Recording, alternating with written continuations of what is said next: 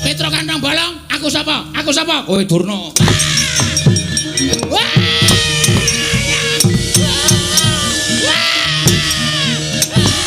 Obalana Prabu Darma Kusuma, panjenengan menika siswa kula.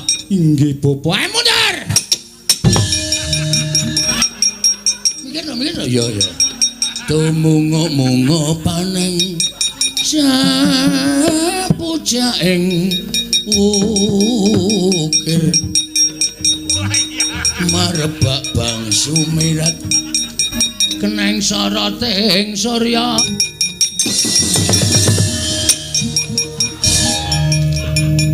malah dadak ngebis aku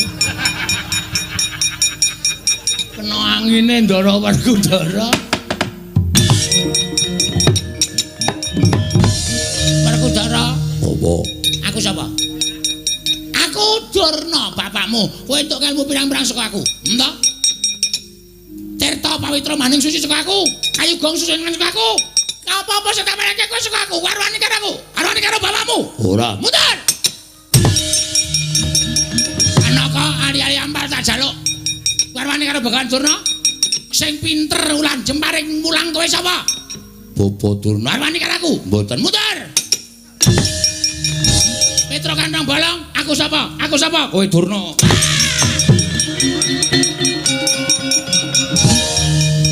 Tak kaya ngendi, Tru? Leboke kothak. Mengkari ijen kok entek-entekke wektu ora. Kene iki selak kesel e. Ndara Werkudara dikon tak juk kowe. Wah, Ndara Werkudara kok dijukuk ora. Ana ora ngono ndak ora rampung-rampung.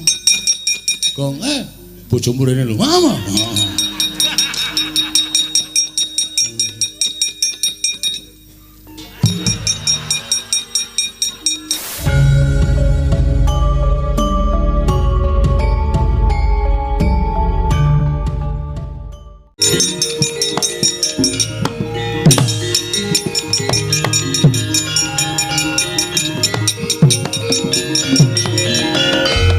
Petro mlayu-mlayu ning ngowo. Ngaturake tiwasan. Sinuwun. Lepatipun ing abdi nyuwun Tadawadana. Ya, ning ngowo. Aturkan ketiwasan. Nek wonten lepatipun angge kula bojo atur kula siwon pangapunten. Kowe iki tak takoni malah nangis piye? Mergo ati kula mboten kuat, Ndara. Kula ora kuat nyumurupi kahanan sing dumati. Kahanan apa?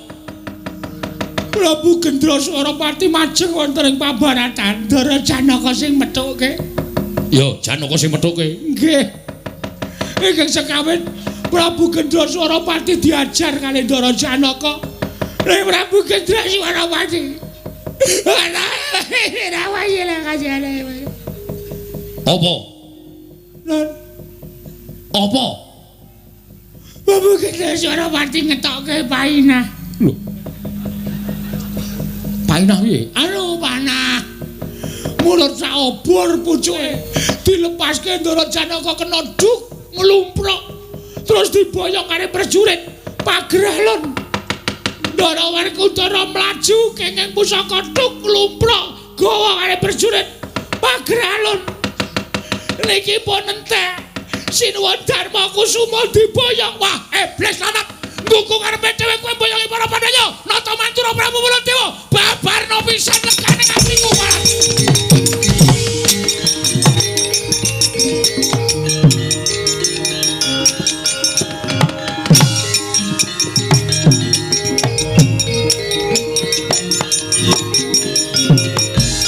Wah, Nata Mantura Prabu Baladewa. Wah, ngamuk punggung Suratamta Nirbaya Nirwigara. Ya, kowe ora bakal tak gawa, ora bakal tak boyong, ning bakal tak wirang-wirangke saka kekuwataning Candra Wiraya Barat.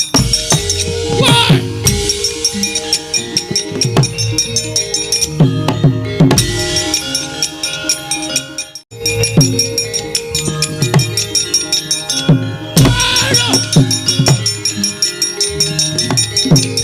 Ayo, amuk lekane niku. Manus maning jajalan sekurtaning bawana iblis lanang. Wah, nibake daya kekuatan kowe nibake jemparing. Wong jireng keteh wedi mati. Ayo, tandingana Baladewa legane ngatiku.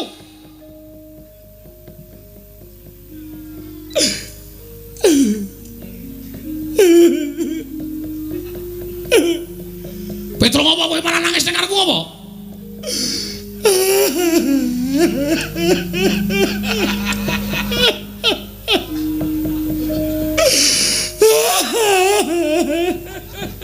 Sapa sing mati truk ndasmu?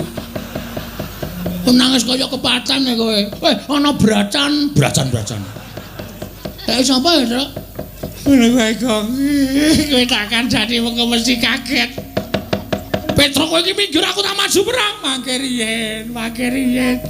Sampean durung krasa. Kowe nggo panggilan ora le? Nggo apa? Ongotan. Kowe wong lanang kok ya nggo panggilan barang. Nggo macake. Ana apa Petro? Niki nun sewu lho. Manyawang pasuryan sampean. Lho, iki karepe piye? Iki kok malah ana macan barang. Niki mboten macan sinten-sinten. Ning sampeyan Ndara, wah mati aku Petro kandhang. Aduh, mati aku.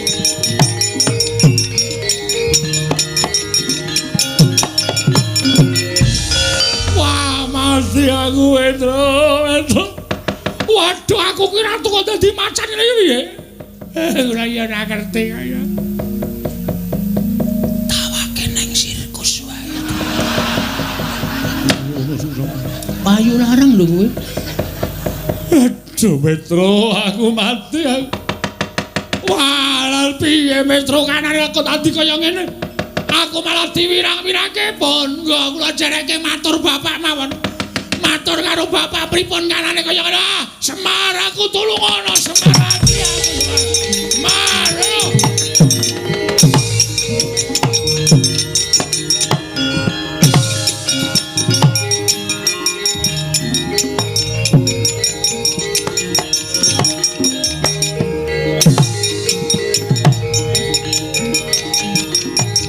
Aduh Semar mati aku.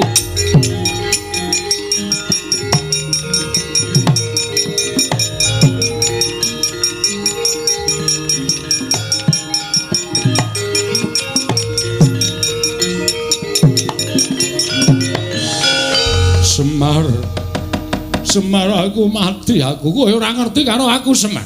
Empun ngerti. Mboten sah dikandhani kula wis weruh kahanane. Aku wujud macan Semar. Nggih, kula pun ngerti niku merga daya kekuatane pusakane Gendra Swaropati. Pancen darbe niat mboten ajeng gawe patine sampeyan sedane Ndara Baladewa ning niate pancen mengajeng mirang-mirangke sampeyan. Lho lha kok dadi aku kena panah. Monggo aku ora krasa kena panah kok. Petro sing ngandani nek aku dadi macan. Pancen kudu ngoten. Lah aku kudu piye Semar? Supaya iso pulih kaya wingi ngene. Pandhawa kepikut kali Gendra Swaropati. Yo. Ha. Nek sampean kepengin dadi Baladewa melih wutuh kaya wingi uni manggoleki Gendra Swaropati nika ling ngunjara Pandhawa teng pundi? Nek iso sampean ngluwari Pandhawa, sampean bakal bali kaya wujud wingi uni. Ning nek ra iso, nggih pun selaminipun kaya ngeten niku. Wah, dalah, mati aku. Wis ra apa-apa didol wae. Kowe. Ora kena kok kowe piye? Nelisip kok le nendang. Aku senengane ora mesake lho kok iki Ndara Baladewa lho. Sampeyan mang budidaya. Nek sampeyan gelem budidaya mestine bakal ketemu. Terus anane mang goleki nek aku mlebu nang Karang Pradisan mesti aku dicekel karo wong Karang Pradisan. Yen aku mlebu ngalas mengko mesti aku digawe lara karo buron wana utawa satu kewan alas galak. Men ditutke Panakawan. Wah. Ya ora ngono kuwi, Mar. Aku ki biasane ngetutke satriya, iki mung ngetutke biawak kaya ngene. Macan kok biawak, macan. Bagong gelem ora ngetutke aku. Ora gelem ngetutke aku, kletak ndasmu pecah kowe. Oh, nggih. Waduh galak banget iki, Tru. Nek ora ditutke iso nglecak tenan iki. Ning ora anu lho, ora leman lho. Ya ora. Mengke nek teng wana nek ketemu macan wedok ora dibledhe. Hus. Aku anggap ke macan apa? Sapa ngerti nek nafsu kebinatangane ketok ya. Ya ora mungkin iki kedadian saka ratu kaya. Engko kula derekke goleki ndara-ndara Pandhawa. Lah kowe piye, Pak? Kowe wis rasah ngurusi karo aku. Utawa aku mbangane kowe. Ngerti aku mbangane kowe. Wis kono do mangkat. Ndaramu golek ana. Sing tak gumuni iki Sinuwun Ndarawati. Lah kok malah kaya ilang. Ora ketok iki janjane menyang endi. Aku yo mbuh mau goleki kok ya ora ana ya, Pak. Ben. Panjenengan iki pancen wong pinter, panjenengan iki wong sing waskita, mbok menawa wis ngerti marang lelakon iki. Oh nggih. Petruk nala gareng dijak Bagong macan iki tutna. Nggih, Pak, ngestakaken dawuh. Aja pati-pati mandeg lido ngentutke nek durung ketemu karo Pakun jarane Ndara Punta, Ndara Werkudara, Ndara Janaka. Nggih, siap Pak, ngestakaken dawuh. Ya Can yo. Lho. Aku iki Baladewa, ning macane. Ora sudi kon basa. Ora gelem ra tak ngoko ya mangkat dhewe kono. Wah gebuki wong desa ya, Tru. Ya Can yo. Ya wis ora apa-apa. Nek aku dadi Baladewa basa meneh. Oh siap. Nek iso wujud macane niki ya biasa wae. Ya wis sakarepmu. Petro melu aku. Nggih, kula derekke. Gareng nendi mengke nak tekan riki pun kula derekke ning ora saliwat ngarepan. Metu mburi niki mau ndak ketemu karo Prabu Gendra Suropati. Yo. Aku njaluk pamit Semar. Ngati-ati muga-muga pikantuk pepadhang Ndara Baladewa.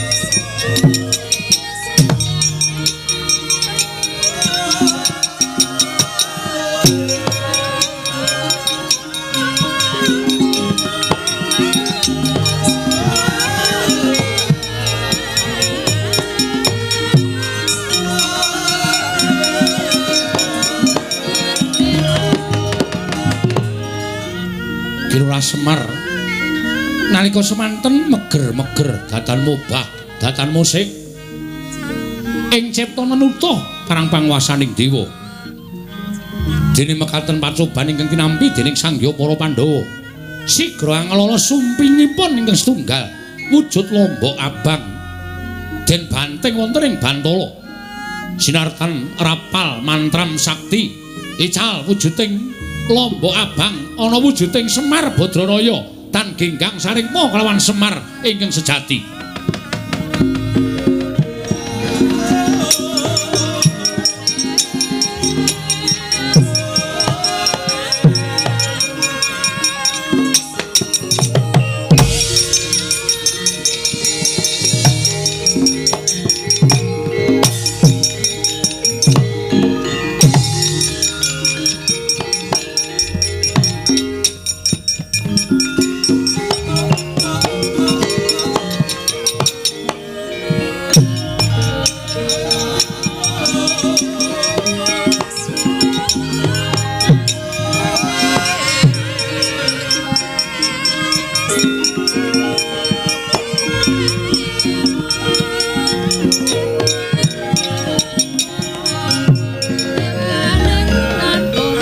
Marikoten mrayetna semuriris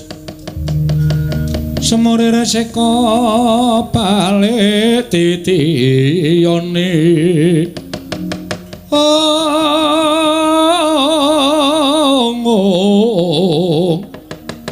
titiyane kandayane tresanya purnama sasi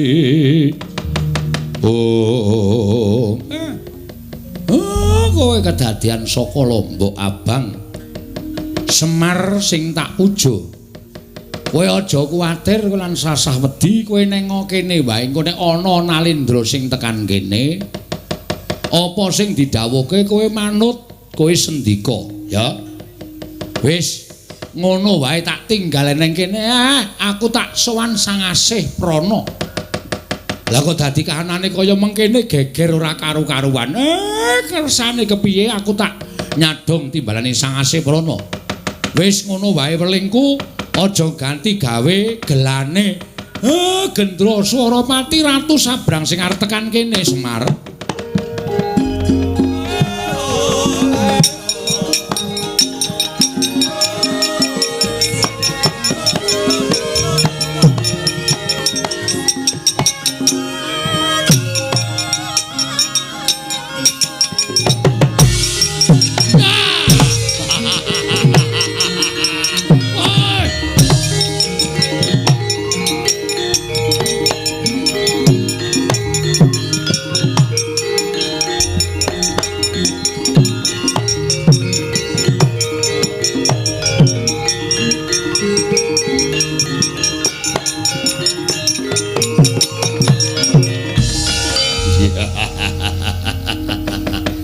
Wah. Kowe wis ora bakal iso nglawat, kowe wis ora iso bakal bonggo. Piranganing para nalendra, para satring padha ngayomi karo kowe kabeh wis padha kalah karo aku Semar. Kowe aja kumbi, kowe aja selak. Dina iki tak boyong marang negaraku. Dadi srana waliyaning negaraku. Kowe kudu gelem tak boyong Semar Badranaya.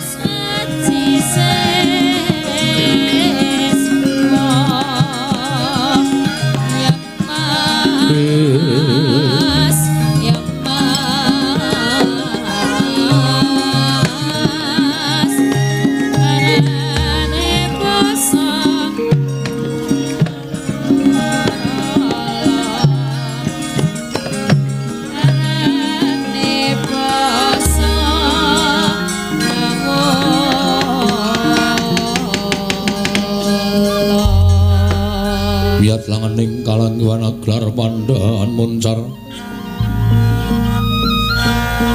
dinon lir kekonang sureng sorote tanpa adang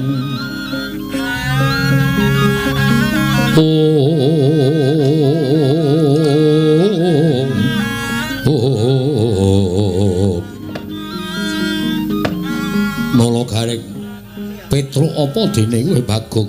Wonten dawuh sinuwun. Wonten dawuh Den. Wonten dawuh Ndara. Pangrasaku kok kaya ora bakal kelakon penjanggaku. Nggone nampa timbalaning wong atuamu ya kuwi Kyai Semar. Aku ngupaya menyang endi dununging para Pandhawa. Mrigine Kyai Prabu Darmakusuma Werkudara dene Arjuna nggone kapikut dening mungsuh. Apa ya bakal lakon kaya mengkene selawase aku. Weh, ampun kaya ngoten. Sampeyan niku nuwun sewu arep wujud kaya ngoten ning penggalih panjenengan utawa nuwun sewu panjenengan menika kadidene titah sewantah lho Ndara. Budidaya sinartan manekung ngersanipun Gusti, sinartan pambudidaya mangke rak entuk pepadang. Ning rasane kaya wis ora bakal ketemu menyang endi dununging para Pandhawa. Ampun kaya ngoten. Napa sampean purun dadi macan selawase?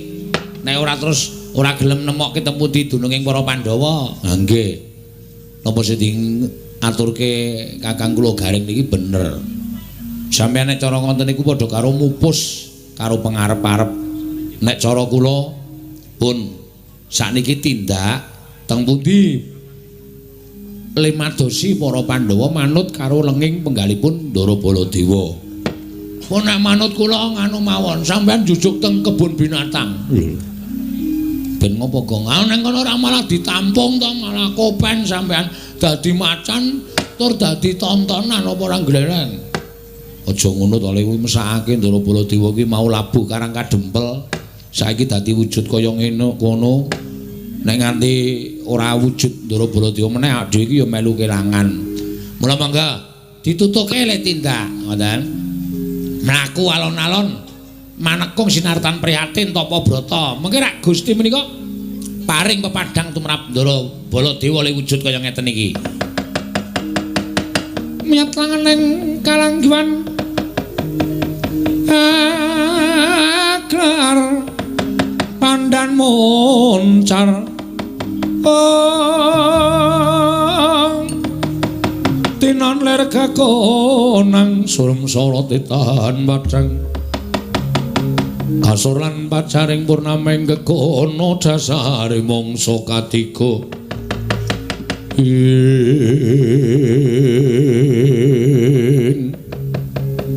yo yen pancen ngono lho Gareng Petruk Bagong.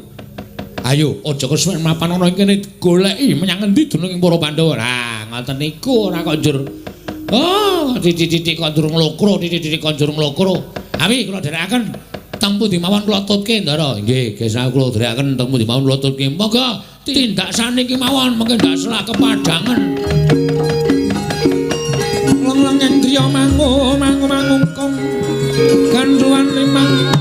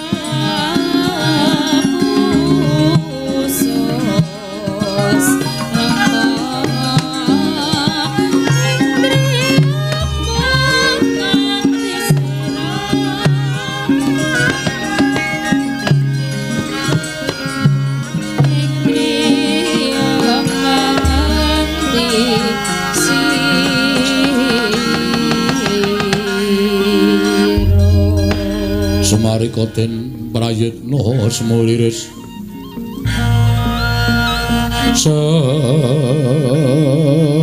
semoliris eko balik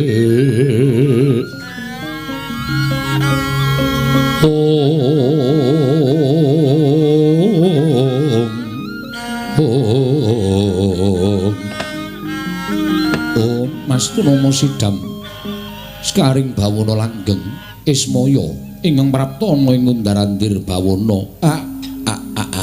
Nggih, Bukulun. Sewu-sewu kalapatanipun ingkang abdi tadah wadana Semar kaya isih gedhe palimarmaning sun tumrap jeneng kita. Apa to kang dadi darunane dene kita sowan mongko tanpa tinimbalan. Kekilapan apa? Paduka pukulun ing mangertos mubah musik ing para titah. Sampun malih kok wujuding titah jalma wantah nadyan kutu-kutu walang atoga jinaring ing panguwaos paduka. Nanging sabab menapa sampeyan dadak takon napa sing dadi sedyane Semar? Ismaya, kula wonten timbalan. Apa ing bakal kita aturake kelawan panjenengan ulun?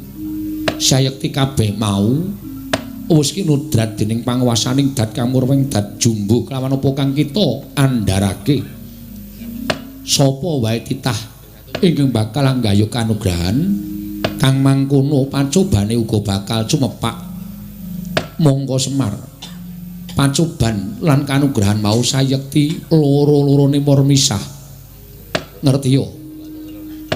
Kita kelingan nalika laire si Jabang Tetuka ya atmajaning si Werkudara. Nalika ngono sapa ngerti yen to Werkudara bakal antuk kanugrahan putra. Duk nalika semono Jabang bayi bakal diajokake ana ing pabaratan mungsuh Nalendra Inggilingaya Prabu Naga Pracana. Nalika semono si Arimbyang Gundeli kalawan atmajane krana rasa tresna. Nanging merga pangandikaning si Puntadewa wekasan rasa tresna mau kudu diiklasake. Mula kang sangka kuwi kabeh ing lumadya ning jagat sayekti tanpa beda kelawan lupiya ingkang wis ulun andharake. Pandhawa bakal mbangun negara ya lair ya batin ingkang ateges Pandhawa kudu bisa nampa pacobane. Mula gandeng Pandhawa kuwi duwe pamomong loro cacahe. Ya kuwi Semar Badranaya angka 2 wayah ulun ning Ndarawati. Kekarone minangka dadi kekuwataning para Pandhawa. Ya piyai loro kuwi ingkang kudu bisa mangrurah pacoban ingkang tumanduk lawan para Pandhawa. Ngaten Bukulun ya. Ya mung dadi pangerten kita. Sayektine pacoban ingkang tumanduk ana ing momongan kita para Pandhawa mau. Yen to ora kita kelawan nata Ndarawati ingkang ngrampungi ora bakal ana kang bisa ngrampungi sarta ora ana kang bakal bisa nyirnakake Semar Badranaya. Gonjang kancing langit kelap-kelap katon lirgin canging risang mawe gandrung sabaran kadulu wukir moyak mayik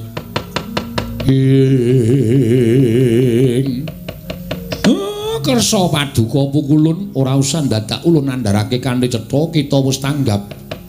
Mestine kita wis ngerti sarta wis tanggap kelawan kahanan ingkang lumadya ning jagat. Nggih. Mboten ketang alon-alon ajeng kula onceki lakon iki. Apa to sababe lah kok abot temen? Macoban sing sumandang dening momongan kula para Pandhawa. Baliyo marang marca padha rampung ana lakon iki Semar. Nggih, nyuwun pamit tambahi pangestu pukulun sing ati-ati aja kaya bocah cilik. Titiyane kandhayane trisanya.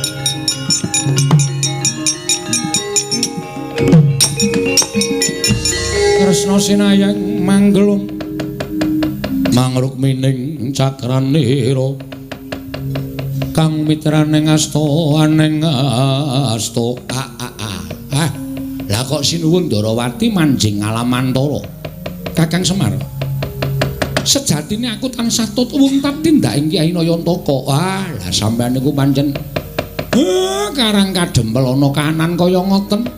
Sampean malah ninggal Karang Kadempel. Mergo aku wis ngerti sapa ingkang minangka dadi pacobaning kadang-kadangku para Pandhawa. Yen ora tak oncati sarta aku ora mbujung kalawan tindaking Kyai Nayantaka, tak kira jagat ora bakal bisa padhang. Lajeng kersanipun Kyai Semarayo diupaya menyang endi dununging para Pandhawa. Niki nek mboten jujuk teng Krendayana ora bakal wonten rampunge Ndara. Ayo Kakang Semar tak derekake.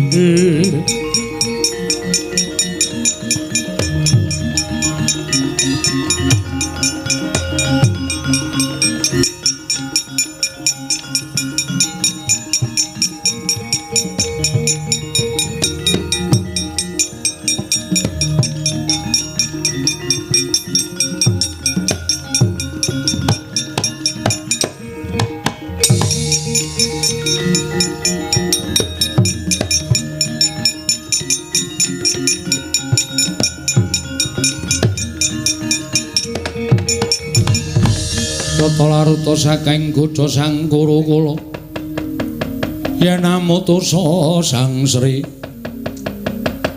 manjing telenging makunjaran Sangya Pandhawa nalika semanten Adyanata ing Amarta miwah Satria ing Jodipati Raden Werkudara dhateng saged angglawat amung pasrah dhateng pepesening kodrat kocap lampahing Sardula.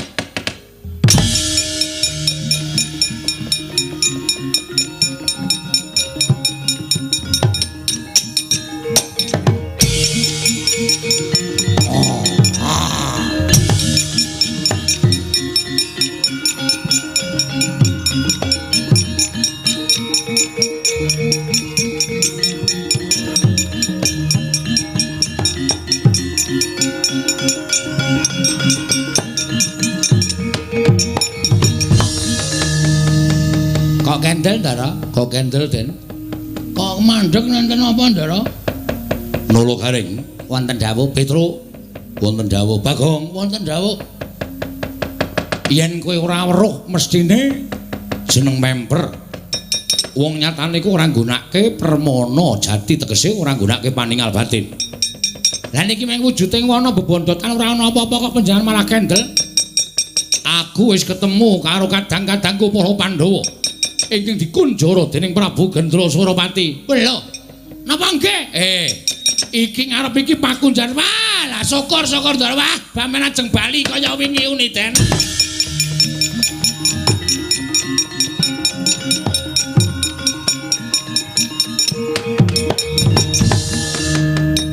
Sigra cancut Taliwondo Sang Sardula.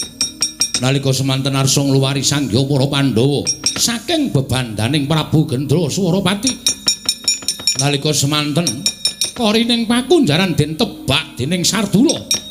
Satemah hajur tanpa dadi ical wujuding pakunjaran nenggih Sang Hyang Bathara Kala. Sardula bali kaya wingi uni nata mandura Prabu Baladewa.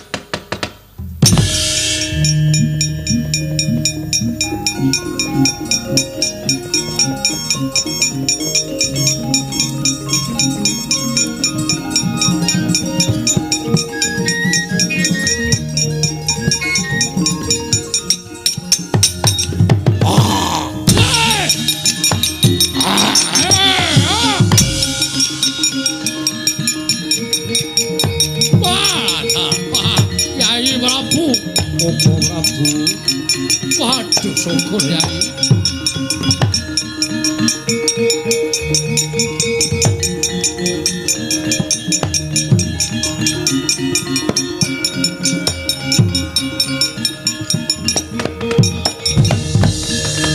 Koko Prabu ngaturaken panuwun dene paduka sampun keparing ngluwari dhateng ingkang rayi Ngamarta. Baladewa kakangku aku ngaturke panuwun. Koko Prabu kula ngaturaken panuwun. Yai dawuh sami-sami. Jernyatane menika sampun dawuhipun Kyai Semar Badranaya. Nalika semanten kula wujud matengga utawi wujud sardula saged wangsul kados wingi uni menawi kula saged ngluwari sangya para Pandhawa. Wah, Jawata paring padhang tumraping Baladewa. Kula saged waluya nirmala temah jati jadi lemah mulya. Malah samangke paringipun kados pundi monggo kula ndherekaken paduka Kyai Prabu Ngamarta.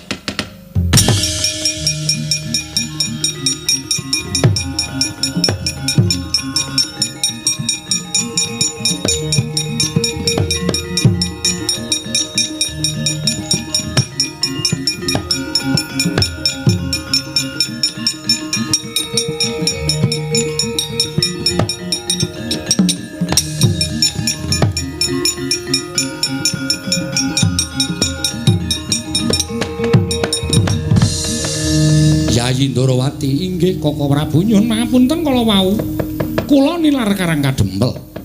Sebab apa? Inggih krana mangertos bilih kula lan para Pandhawa boten badhe kiyat nandhingi Prabu Gendra Swarawati. Samangke kula wuntat tindakipun Kyai Semar anggenipun sowan Sangasih Prana. Manjan iki wis kinodrat dadi pacobaning para Pandhawa. Ngendikaning Sang Hyang Padawenang sinuwun Ndarawati kalih kula ingkang kudu bisa ngrampungi perkara niki. Ndara Werkudara. Wah, Semar piye? Sinuwun Ngamarta mang boyong kundur teng Karang Kadempel. Ndara Janaka, Kakang Semar aku manut marang kersaning Kakang Nayantaka. Mboten satumut-tumut niki ajeng kula rampungi kalih Ndara sinuwun Ndarawati. Aku piye Semar? Sampeyan ndak malah mengke dadi celeng. Pun dadi macan mengene dadi celeng malah ngerti. Yo aku wedi tenan nek nganti aku dadi kewan. Wah, iki lho anak-anakmu lek ketutke karo aku ora lahir batin. Oh, tumbak cucukan to. Tumbak cucukan to. Wis ditutke seprono tekan kene kok malah ngunekke ora lahir batin. Mbok ampun ngoten to Den sampeyan niku. Oh, ngerti ya mau adol nang sirkus. Oh, isa-isane muni ngono. Sami semingkir niki mboten baen-baen perkarane Ndara.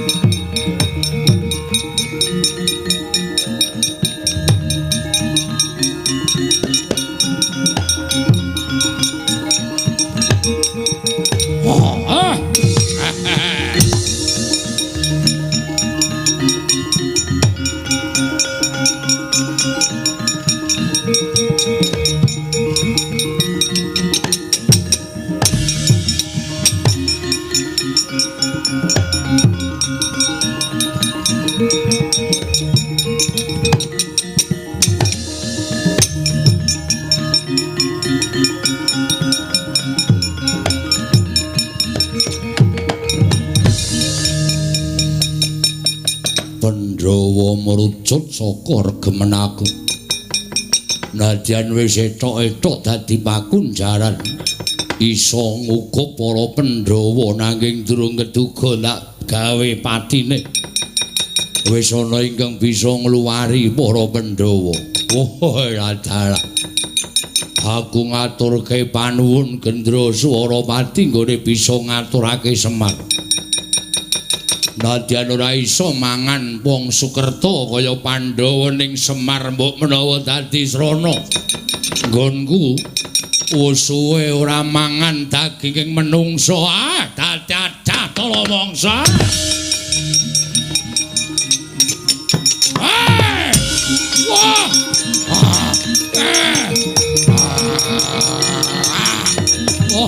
Rata.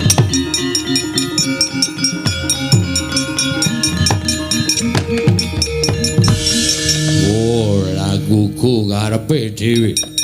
Lah kok dadi meng apus-apus. Ilang wujude Semar ndak sawang ana sumping lombok abang. Wah.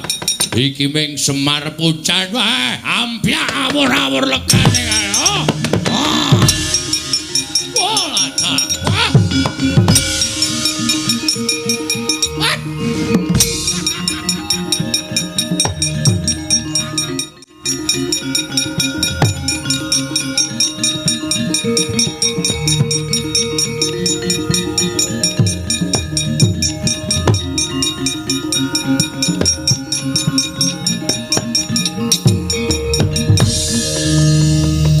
Matur mboten kalian sinuwun Ndarawati. Ning kula matur kalih Titis Wisnu utawi Sang Hyang Bathara Wisnu. Sampeyan riyen tau tate gelar wujuding pergelaran wayang Purwa. Dek kapan Kakang? Kesuwene payu. Niku wis pinten-pinten abad. Oh, sampean riyen dalang to, Hus? Aku Semarmu ning gelar wayang kulit barang. Petro, minggato kowe. Antil mudar. Gong, Ndara Kresna iki mbuna dalang. Ora tau nampa corekan. Diapurmu nami ngitangno kono mundur ana. Minggota piye omong kesusu kok. Riyen kula dadi panjak sampeyan. Jaman enten maling mlayu-mlayu dioyak Bathara Kala manjing teng panggung kula ale panggung sampeyan terus sampeyan maca sarandunging awake Bathara Kala kemutan to. Ha niki nek mboten manjing kaya ngeten melih jagat niki ajeng dikakahi kali Bathara Kala. Kowe lha dalah.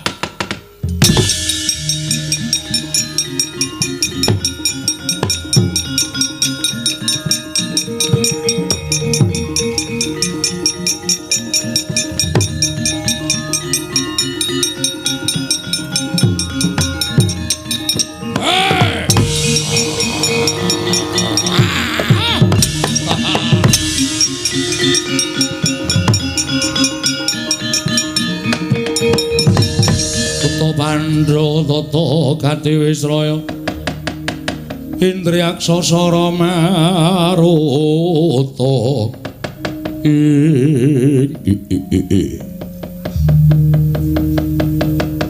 suwe nggonku ngarep-arep bisa mangan daginge wong Sukerta Pandhawa sing tak jangkah pendak-pendak merucut saka gembolan wal saka regemananing Bathara Kala Ratu Ndarawati. Aja ngawu gawar ngawur.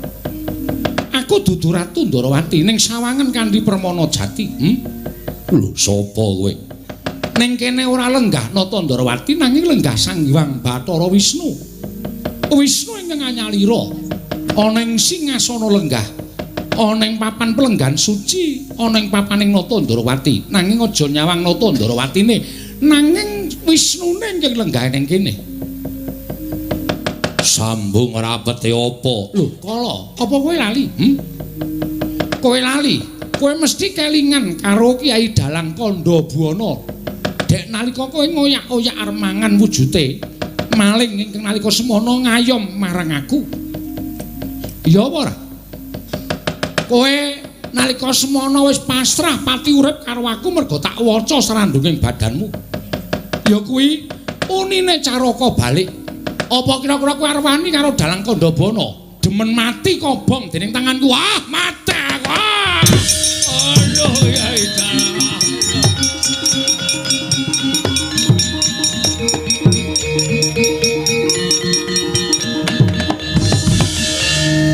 Andel aku Dalang Kandabuana.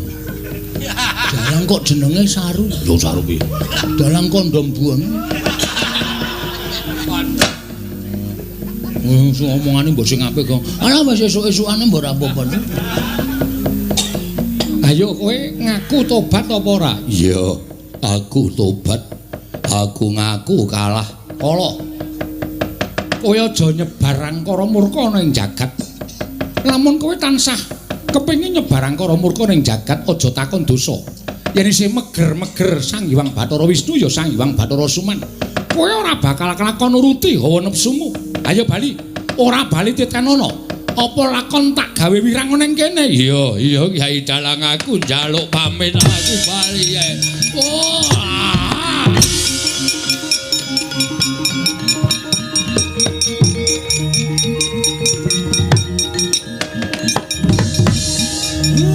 Mula kok angel dikalahke. Lah kok jebul dewaning panggodha pangrencana nyawiji kalih Bathara Kala. Mula nggih angel dikalahke wis mboten wonten mboten memper. Bapak kaya ngerti kabeh ya, Kang. bapake mbok anggere iso ngene ngerti apa-apa. Pak, iki engko nganggo mangan ora Pak? Wis cangkeme ora. Bapak ngerti sadurunge winara to, Gong? Cangkemmu mbok sing apik ora? Aku ki tanya. Takon, ngono takon ora entuk. Nganggo karo ora iku duwe tampa kanthi ikhlas. Mengkono nggih. Lho, kok sampean sing mengkono? Kula omong kalih anak kula. Lah kowe mripatmu nyawang aku. Iki senengane ngono kuwi lho. Lah sateruse piye? Niki sing kula ajeng maju sampean pun nyambut gawe. Ngasuh, mangasuh. Kula sing ngrampungi darah.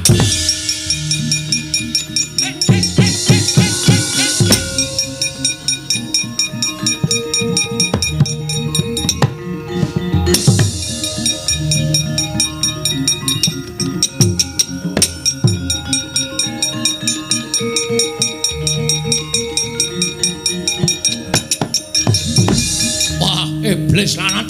Wah, Semar ngapusi karo aku. Clorong Candrawira yang jeblok cacamu barat. Wah!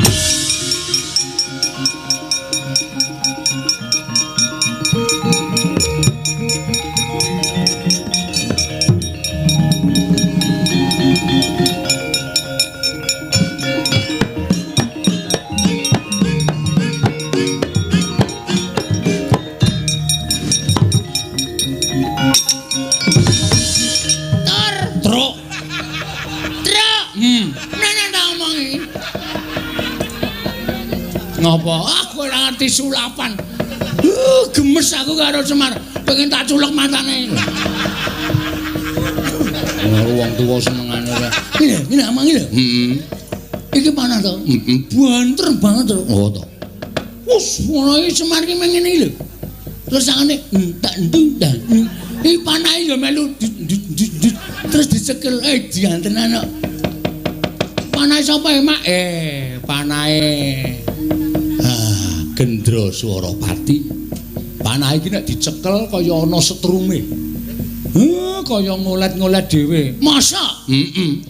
Lho, kaya panahku ya, Pak. Panahku nek cekel ngolet-ngolet ngono. Jirap reo. Mbok cangkeme sing apik kok. Iki apik kok cangkemmu. Ha iya. Tenan asli aku ya ndek panak ning ora semono kuwi. Kowe aja semingkir, Panayar tak banting. Lho. Aja Pak weh. Kena digunakake engko gondrei. Wis. Panah kok gondrei minggir kok, Bapak wis. Dawuh minggir.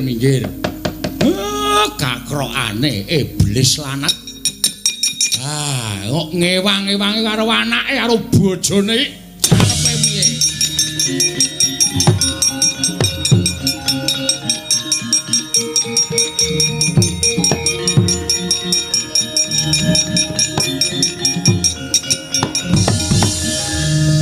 Rak tenan to? Rak tenan to? Kowe ndombani karo anakmu sing salah kedaden Bathara Kala. Bathara Kala nyuwun tedha Kakang. Nek rak ya ora ngawur ngono kuwi terus apa Sukerta ki mung Pandhawa tok apa piye? Inggih. Sapa ya, Pak? Bathara Guru. Nek adur suwe kuwi napa to? Keleke papat. Tangane papat siji loro sedakep. Loro kumrembya. Wah, ngentak-entake kuwi, Pak. Iki nek bojone kae mbok loro-loro beres lho, Pak kuwi. Menengo kowe ngono. Siji nyekel.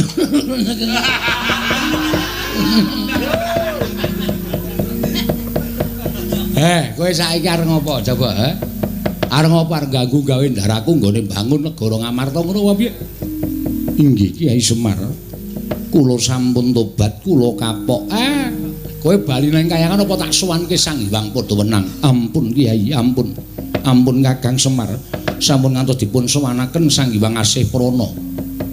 Asih Prana iki sapa, Pak? Suku ki ngomong wae kono minggat kono. Bocah takon wae. Asih Prana kok tak ngerti awak andake simbok kowe. Kowe kenalan ro Asih kowe ta. Asih Prana iki Sang Hyang Padawenang. Wah, ora ngerti ya. Nek pancen kapok bali aja ganggu gawe ndaraku yen perlu pengestanana ndaraku supaya lancar rancak nggone bangun negara Ngamarta. Kula badhe paring pangestu dhateng para Pandhawa. Mugi-mugi tansah rancak anggenipun mbangun Ngamarta lair kelawan batin. Iya kono ndang bali ya. Inggih Kyai Semar.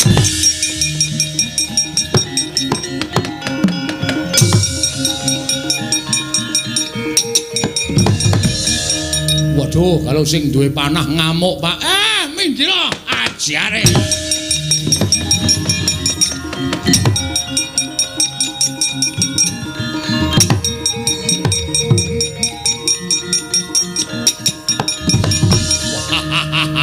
Semar. Wah, kowe ngapusi karo aku. Aku minta wenehi lombok tak cipta kaya kowe. Ayo, kowe gelem tak boyong apa ora? Nyoboyongen aku.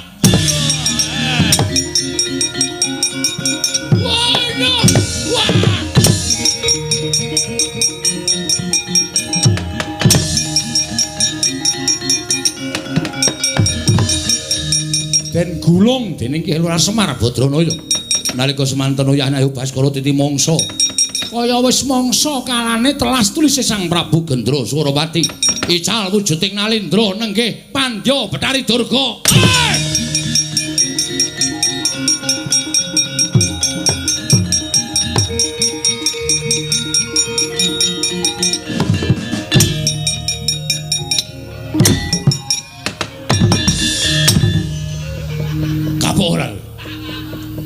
Kakang Semar, kula sampun tobat, Kakang. Kula sampun, Kakang.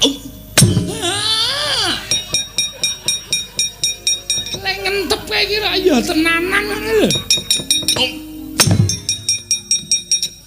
Ayo Malik. Injih. Jalak. Pusap-pusap. Wah, bungai Semar. Edan ora. Kira ora tak kaco.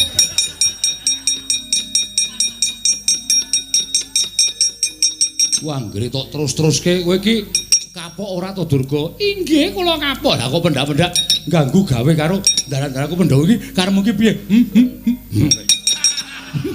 Kapok ora.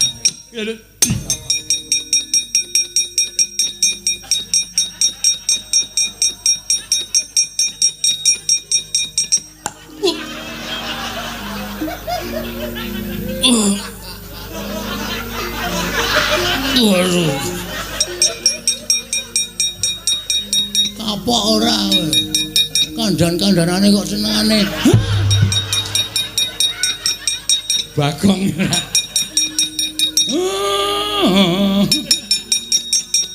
Legak-legak sadule to. Me. Kapok ora tobat nekat kabeh. Gong, bojomu rene lho. Mama.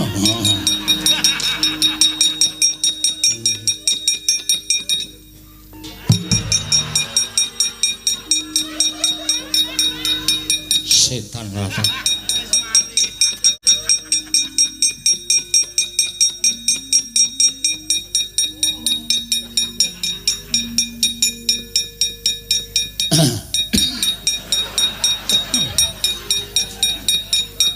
Dus waduh ora Durga kula wonten dawuh ayo anak buahmu jak bali inggih sing picak dituntun sing lempoh digendong inggih ganggu gawe katentremaning kutha kene aja takon dosa mungsuh aku nyuwun pamit Kyai Semar nyuwun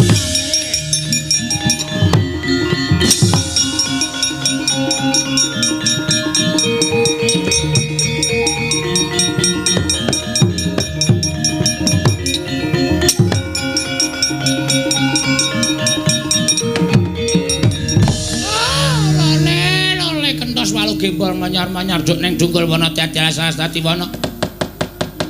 Nek kok dadi bubar ora karu-karuan panjangkaning para sata Kurawa. Kabeh muspra tanpa guna. Ya. Durna ora nrimake. Najan ora nggawa wadyabala ijen apa kira-kira aku ora bisa ngrampungi para Pandhawa ke barat.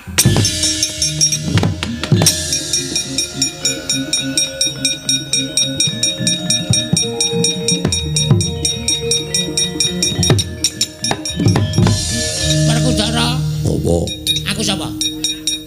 Aku Durna, bapakmu. Kowe entuk ilmu pirang-pirang saka aku. Entuk? Tirta pawitra maning suci saka aku. Kayu gong suci saka aku. Apa-apa sing tak pareke kowe saka aku. Warwani karo aku. Warwani karo bapakmu. Ora. Mundur.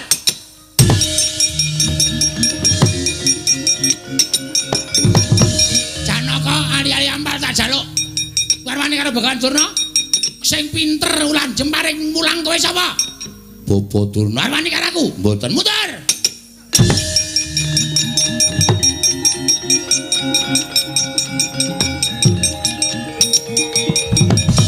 Anak Prabu Darma Kusuma panjenengan menika siswa kula. Inggih Bapa. Ayo muter.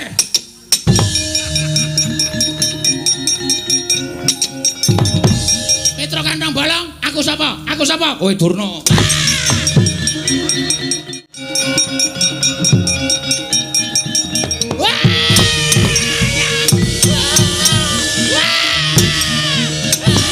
Obar kono.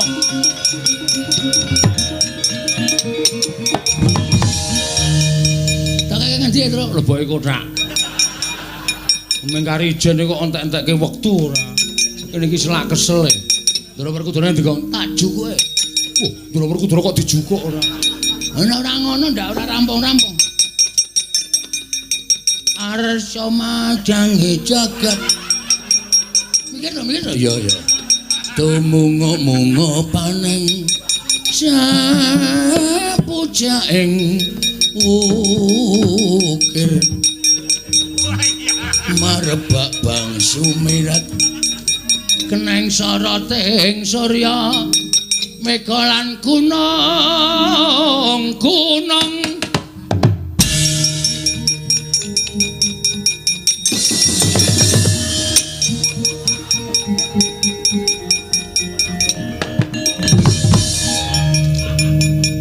dadak ngebis aku.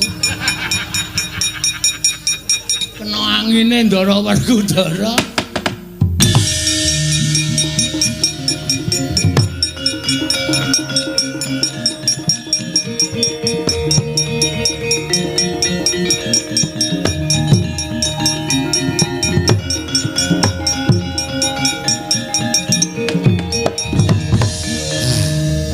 Pun sumilak pepeteng sing nglamuk enten Karang Kadempel enten Negari Ngamarta. Yo Semar.